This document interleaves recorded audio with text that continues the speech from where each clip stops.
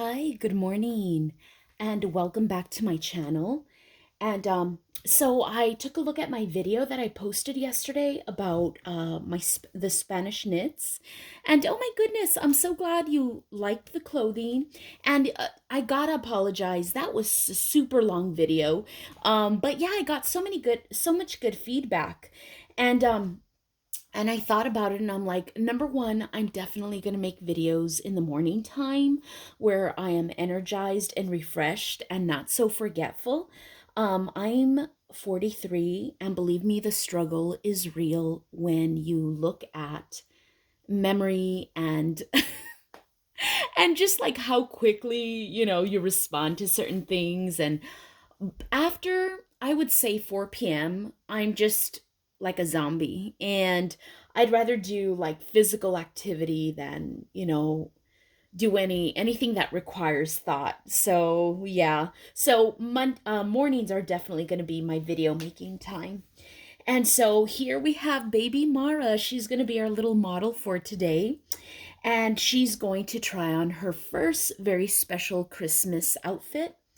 Um, but you know what? Part of me feels a little bit, well, it doesn't make sense. First of all, I'm gonna tell you, I grew up Catholic, so I'm like riddled by guilt. Okay, so everything for me makes me feel guilty. But when I think about the hobby, it's so much of it is about showing things you buy, modeling your reborns. So and sharing, and that's wonderful and lovely. But sometimes I'm like, oh my goodness, like.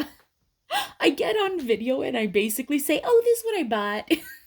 But when I think about it, I'm like, "Okay, wait a minute. I like watching other people's things, like, what they buy, their hauls and how they style their reborns and their pictures and I'm like, that's the whole point." So, guilt, bye-bye.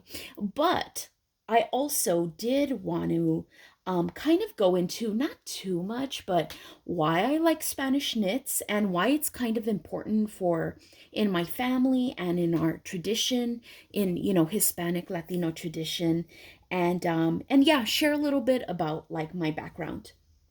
And so I love Spanish knits because number one, everybody loves vintage, it's fashionable, all of that. But I also grew up with parents that were a lot older. My mom had me at 42. My father was 55. And so a lot of the movies and TVs we would watch were old timey. So we used to watch a lot of like Little Rascals, Shirley Temple, a young Natalie Wood on Miracle on 34th Street. And I just loved the beautiful vintage clothing. Like it was just a dream to me. And so when I was young and I would fantasize about like what I wanted, the my perfect outfits, it would be like fluffy dresses and lace and cute knits and patent leather shoes. Like that's what I thought was cool. And I don't think my aesthetics have really changed a lot. Like I still think those things are beautiful. And the second reason that I really love vintage knits or vintage clothes and Spanish knits, it's because my parents were older parents, and so their siblings had kids, had their young families in the 50s and the 40s and the 60s. And so a lot of the pictures we would see around our home were of, really cute kids dressed up like little dukes and duchesses. And I just thought it was so beautiful. And another reason was because, when I was young, oh, we didn't really have a lot, so all of that just seems so pretty, so magical. And we tend to glamorize what other people have, and we tend to glamorize, what used to be.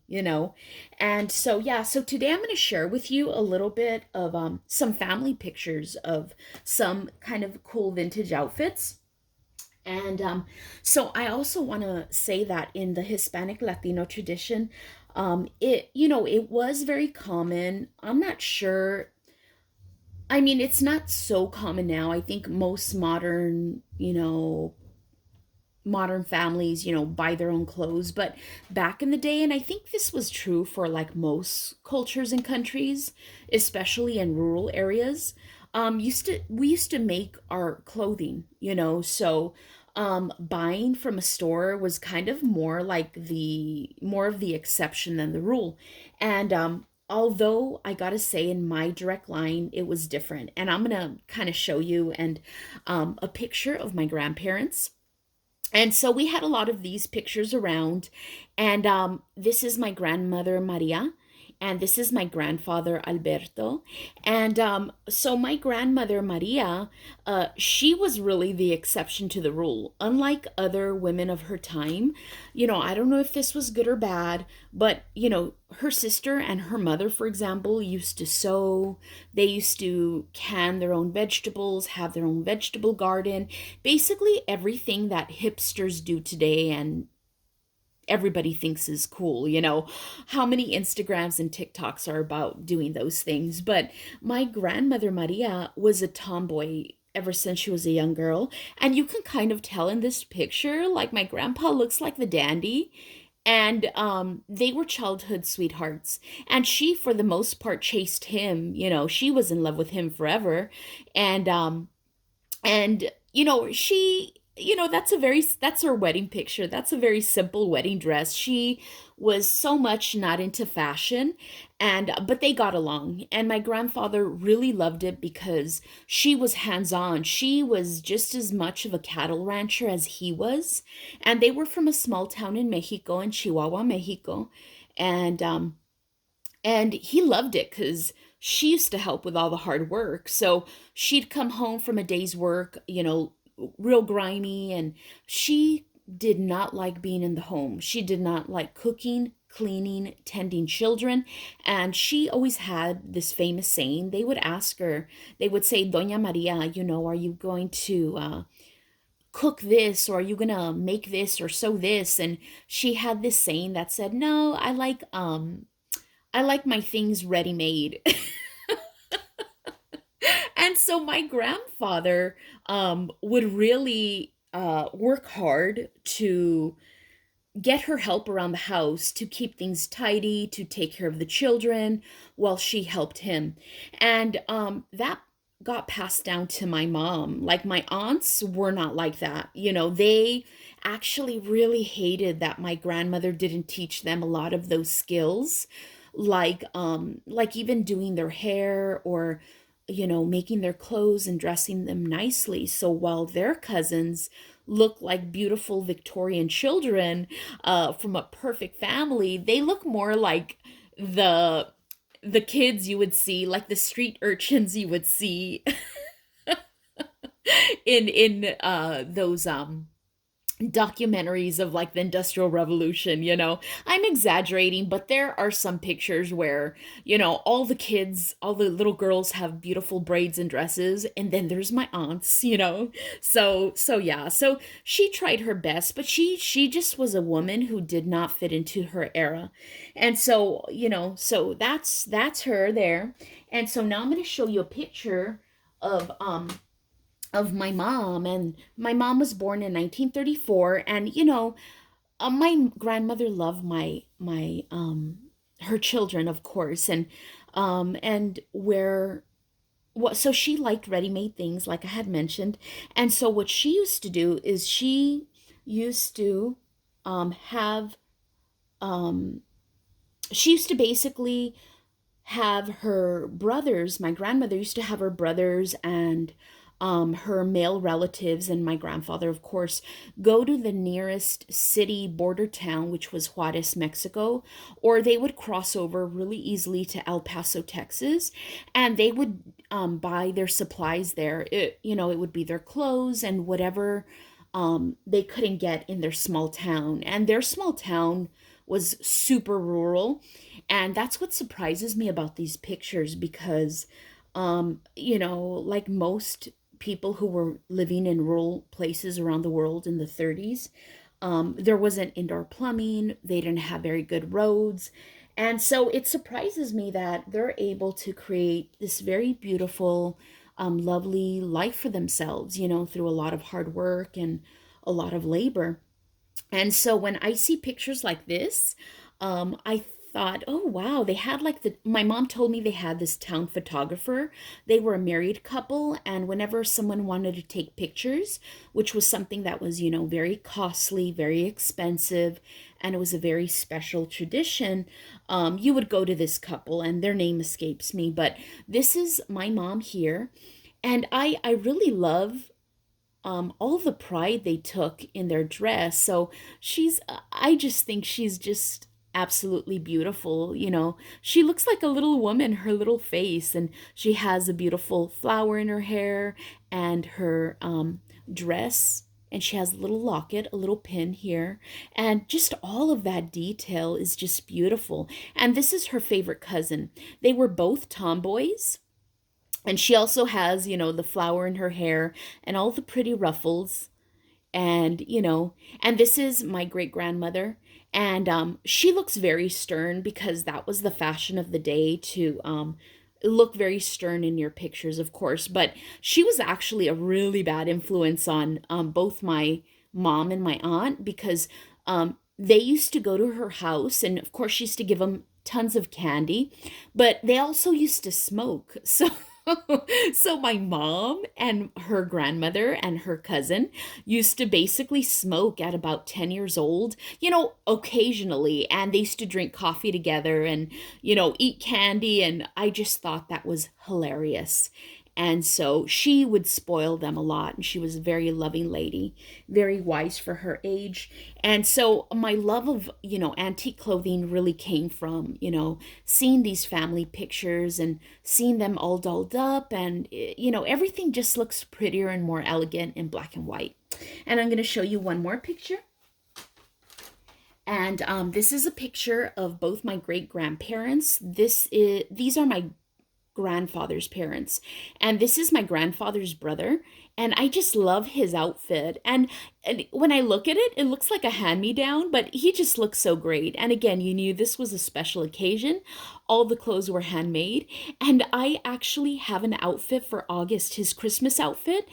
He has a little newspaper boy cap just like that, and I just love the look. So it's inspired by my Uncle Luis. So there it is. Okay, so I hope you've enjoyed that. And so now we're going to get to the main event, which is to dress baby Mara. And here we go, little baby Mara. And here, this is newborn size, and I think it's Carter's. I'll let you know in a little bit. But it's got like little reindeers. It's got a little bit of sparkle. And I don't mind that her, pajamas are big because it looks comfy, cool, and cozy. But it's really her fancy outfits that I just wanted them to be special for her. And so, yeah, so I'm so happy, so excited. And so, yeah. And so she's a little delicate thing. And I considered just having her already dressed and just kind of showing you, what she looks like with her outfit. But I thought about it and I thought, well, I think some people like to look at the sculpt. They like to look at the limbs and the proportions. And yeah. And also this outfit, I have very clumsy fingers. And so this outfit is easy. It's easy for me to dress her and slip her into. And I'm just going to take this off. And then this I got from Pearl and Pretty Designs. She's an Australian, she's based in Australia. And I'll go ahead and link her, put her information in the description. And so I'm not sure if I'm going to keep this diaper on her because I don't want it. I like the bulkier look when she's wearing newborn clothing, but because this outfit is made just to fit her, it's going to be a very exact fit. So I brought a pamper just in case this looks too bulky. And so there we go. And here we are. Okay, so actually I'm going to put on the diaper first, or the diaper cover, to see what it looks like. And this is it right here. Beautiful. And I was torn between this color and a dark green, but I love the way red looks on her. Red and roses, rose colors. And so, yeah. Okay, so let's take a look and let's see how this looks on her. And so, Yeah. And, you know, when I was growing up, my mom took after her mom. And so all of my aunts used to sew their kids' clothes. They used to, you know, make some of their toys. You know, they used to make them, you know, dolls. And my mom was not like that. She took after her mom. And, okay. So I think this looks, I don't know how this looks. You know what? I think I'm gonna put her pamper on because I'm gonna tuck in the blouse. Yeah, I'm gonna tuck in the blouse. If I were not to tuck in the blouse, I think this would be good. So I'm gonna put her little diaper on, her little disposable diaper. It's a more exact fit. Okay, so my mom, oh, she was not, she has very clumsy hands like me. You know, she was really good at helping my dad in his side business. And when she was young, she loved working because all of her money went to clothes. She loved clothes and she loved shopping. She never made her own dresses like my aunts. She used the motto that my grandma had that she liked. She preferred store-bought things. And so she would love to shop, and she was just so beautiful. And she honestly, all my aunts and my mom just looked like movie stars. Their features were so elegant. They had like the perfect hair. See, I think that's a better fit. Okay, they had the perfect hair, and you know, they were just beautiful. Everything they wore just looked so elegant. And but when she got married, I think my oldest sister kind of was lucky enough to get all the pretty dresses and all the nice toys and all the attention from my mom as far as, you know, how she would be dressed and, you know, all the details. I guess that's the way it is with firstborns. You want everything to be perfect and you want to, you know, you want them to look a certain way. Okay, so let's see. I don't know. We'll see. We'll see. That looks a little bit, I'm not sure which one I like best. So we'll see. We'll put the top on. And so she wanted, you know, everything to be perfect. But, you know, with 7 kids, 4 girls and 3 boys, that became like pretty impossible to really pull off. And it was just hard. So a lot of us got like little hand-me-downs. And I just want to show you the little tag. And I'm going to take that off. So yeah, it became really impossible to keep up. And but me, you know, I would love to read books and I would love to watch those old-timey movies with my parents. And oh, I used to just dream of all those nice things and so yeah. And so now that I'm a professional, I can buy them for my fake babies. And I can style to my heart's content and they will never complain about it. And there it is. And so yeah. And so yeah. So I just like the look of it. Look how beautiful. Look how gorgeous she looks in that. Okay. So let me put it here. Okay. Oh, so yeah, my mom was not very coordinated, you know, and so when it came to even like sewing our clothes, we used to wear uniforms to school. We went to a private school and you know, the skirts were always too long and my mom would hem my skirt and she would do it by hand. She didn't have a sewing machine. And I don't think she even wanted one. Like it was just one of those things that she was never going to use it. So, but the thing is, the hem always looked horrible, like they were crooked.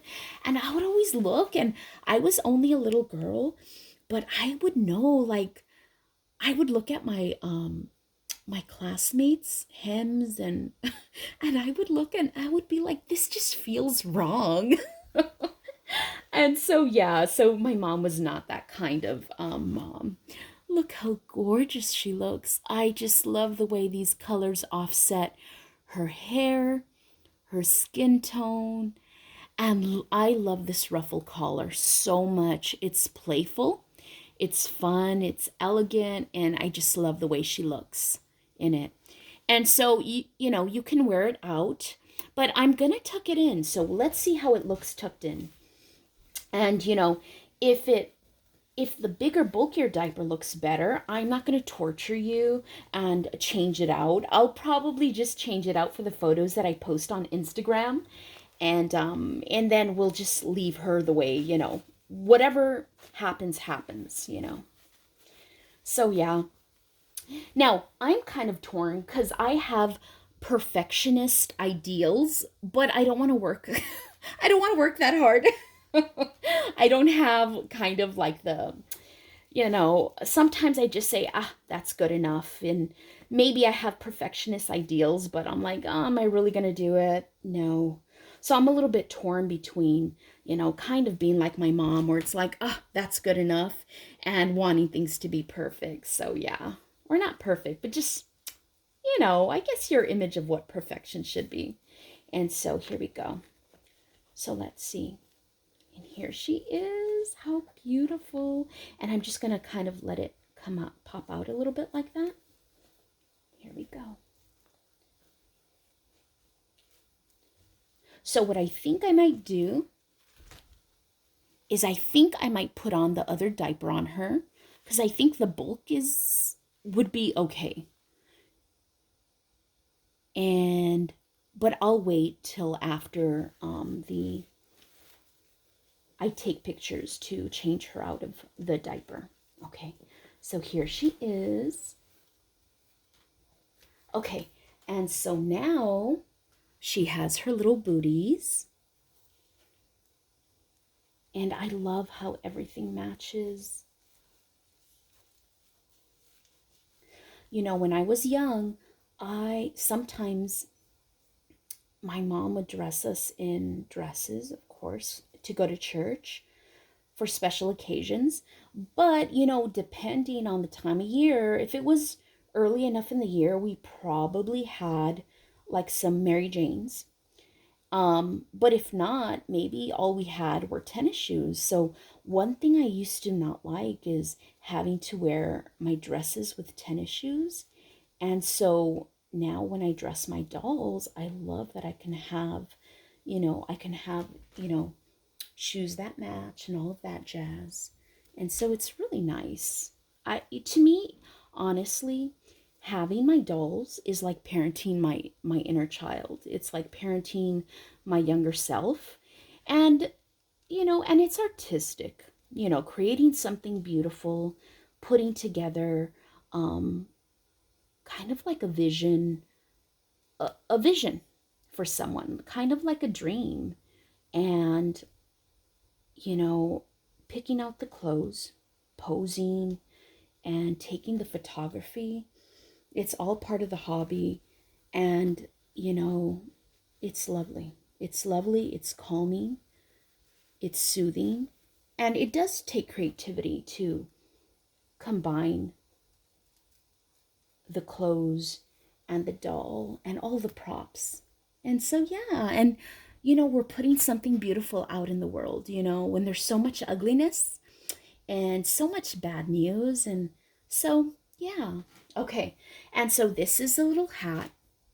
Now, I probably am not going to keep this on her long, just for the pictures, because, just because I don't want to cover up her hair too much. But see, this one has a little pom-pom, and I think it looks really playful. And so also yesterday I did notice it has a handmade tag, cosas que te coso, hecho a mano. And things I sew for you, that's what it basically translates to, and made by hand, and her little symbol of the 3 balloons. And so I'm going to put this on her. And like I said, I really don't like covering up this beautiful hair. Now, there is an August sculpt out there in the community that looks a lot like my August. Her name is Cindy Lou, and the content creator is Nana. And the reason I mention her, it's because this August has beautiful curly hair like my Mara. And so sometimes, she'll do videos where she is torn between covering up the hair with a beautiful little bonnet and and just, wearing a bow. And so I'm always torn too.